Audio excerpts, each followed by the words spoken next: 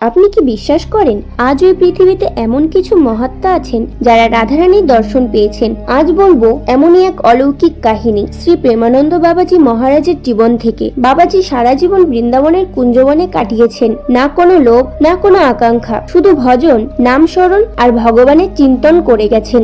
দিনে অল্প আহার, রাতে প্রায় নিদ্রাহীন জপ তপ করতেন। তার একমাত্র বাসনা ছিল রাধারানীর একবার দর্শন পেতে।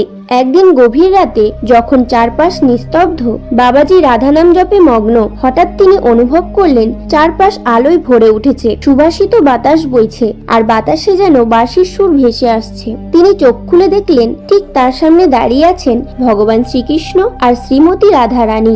রাধারানী মৃদু হাসি দিয়ে বললেন, তুমি আমার নামের সত্যিকারের ভক্ত, তোমার নিষ্ঠা আমাকে স্পর্শ করেছে, তাই আজ আমি তোমাকে দর্শন দিলাম। সেই মুহূর্তে বাবাজি কাঁদতে কাঁদতে মাথা নত করে বললেন, মা, এখন আমার জীবন পূর্ণ হলো। বন্ধুরা, এই কাহিনী আমাদের শেখায় রাধারানী কারো কাছে সহজে ধরা দেন না, শুধুমাত্র যে হৃদয় সম্পূর্ণ ভক্তিতে, নম্রতায় ও নাম স্মরণে নিবেদিত, তার কাছেই প্রকাশিত হন দেবী রাধা। রাধে রাধে।